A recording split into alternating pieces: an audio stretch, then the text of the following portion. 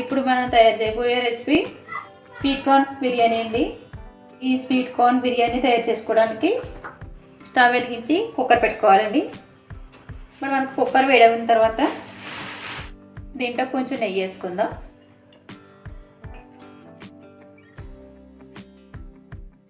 ఒక స్పూన్ నెయ్యి వేసుకుని 2 స్పూన్ల నూనె వేసుకుందామండి. ఇప్పుడు మనకి నూనె వేడైన తర్వాత 2 బిర్యానీ ఆకులు, అరటి మొగ్గ, జాజికాయ, జాపత్రి, యాలకులు, లవంగ మొగ్గ, సాజీర, జాజికాయ వేసుకుని వేపుకోవాలి. మంచి సువాసన వచ్చేంత వరకు వీటిని వేపుకోవాలి. ఇప్పుడు దాంట్లోనే ఒక 3 పచ్చిమిరపకాయలు అలాగా సన్నగా కట్ చేసుకుని వేసుకోవాలి. ఒక పెద్ద సైజు ఉల్లిపాయ ఒకటి ఇలా పొడవుగా కట్ చేసుకుని వేసుకోవాలి. ఒక టమాటా ముక్క వేసుకోవాలండి. ఒక చిన్న క్యారెట్ ముక్కలుగా కట్ చేసుకుని వేసుకున్నాం. ఇప్పుడు ఇవన్నీ బాగా వేసుకోవాలి, పచ్చివాసన లేకుండా. ఇప్పుడు మనకి ముక్కలన్నీ సగం వేగిన తర్వాత దీంట్లో అల్లం వెల్లుల్లి పేస్ట్ వేసుకోవాలి. 1 స్పూన్ అల్లం వెల్లుల్లి పేస్ట్ వేసుకుని ఇది కూడా బాగా వేసుకోవాలి.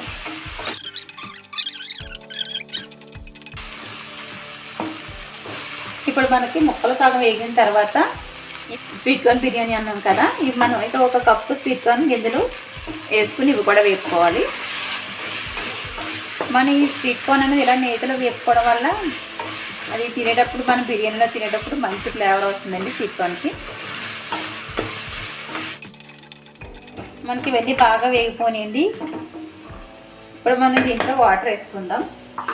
వాటర్ వేసుకోవడానికి ముందు మనం బియ్యం ఎన్నైతే తీసుకున్నామో దాని కొలతను మనం వాటర్ అనేది యాడ్ చేసుకోవాలండి. నేను ఈ గ్లాస్ కొలత తీసుకున్నానండి. ఈ గ్లాస్ సాల్ట్, ఈ గ్లాస్ కొలతకి నేను 2 గ్లాసులు రైస్ తీసుకున్నాను. ఇప్పుడు 4 గ్లాసులు వాటర్ యాడ్ చేసుకోవాలి. నేను ఇక్కడ రైస్ గిద్ద మసూరి బియ్యం తీసుకున్నానండి, అందుకనేసి గ్లాస్కి 2 గ్లాసుల వాటర్. అదే మీరు బాస్మతి కనుక తీసుకుంటే గ్లాస్కి గ్లాసున్నర వాటర్ మాత్రమే యాడ్ చేసుకోవాలి. నేను ఇక్కడ 2 గ్లాసులకి 4 గ్లాసులు వాటర్ వేసుకున్నాను. ఇప్పుడు మనం వాటర్ వేసుకున్న తర్వాత దీంట్లో రుచికి సరిపడగా ఉప్పు వేసుకుందాం. దీంట్లో 2 స్పూన్లు ఉప్పు వేసుకున్నాం.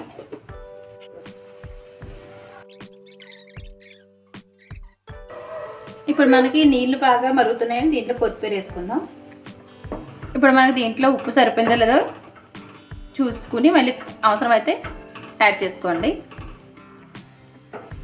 ఈ మరుగుతున్న నీటిలో కొంచెం ఒక 1/2 టీ స్పూన్ బిర్యానీ మసాలా వేసుకోవాలి. ఈ బిర్యానీ మసాలా నేను ఇంట్లో తయారు చేసుకున్నదండి, మార్కెట్లో కాదు.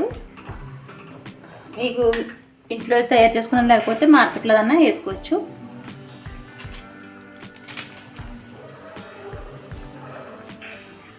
ఇప్పుడు మనకి వాటర్ బాగా బాయిల్ అవుతుంది కదా, ఇప్పుడు మనం ఇందులో రైస్ వేసేసుకుందామండి.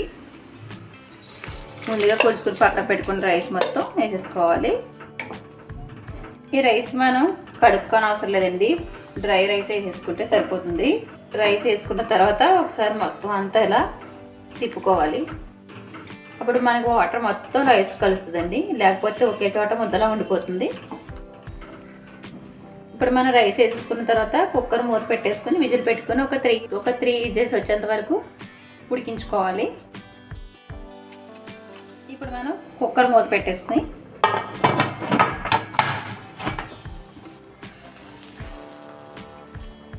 విజిల్ కూడా పెట్టేసుకుందాం. ఇప్పుడు మనం 3 విజిల్ వచ్చిన తర్వాత కుక్కర్ ఆఫ్ చేసుకోవాలండి. ఇప్పుడు మనకి 3 విజిల్స్ అయిన తర్వాత మనం స్టవ్ ఆఫ్ చేసుకుందామండి. స్టవ్ ఆఫ్ చేసుకుని అప్పుడు ప్రెజర్ మొత్తం పోయిన తర్వాత కుక్కర్ మూత తీసుకుందాం. ఇప్పుడు మనకి కుక్కర్ ప్రెజర్ మొత్తం పోయిందండి. ఇప్పుడు కుక్కర్ మూత తీసుకుందాం. ఇప్పుడు కుక్కర్ మూత తీసుకుందామండి.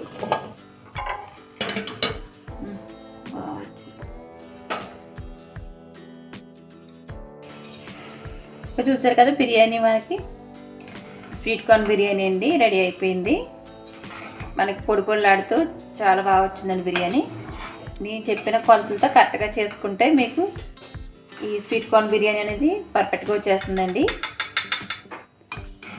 చూసారు కదా, ఎక్కడ అంటుకోకుండా ముద్దలా లేకుండా చాలా డ్రైగా ఉందండి మనకి బిర్యానీ.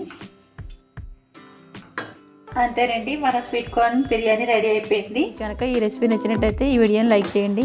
మరిన్ని రుచికరమైన వంటల కోసం మన ఛానల్ని సబ్స్క్రైబ్ చేసుకోండి.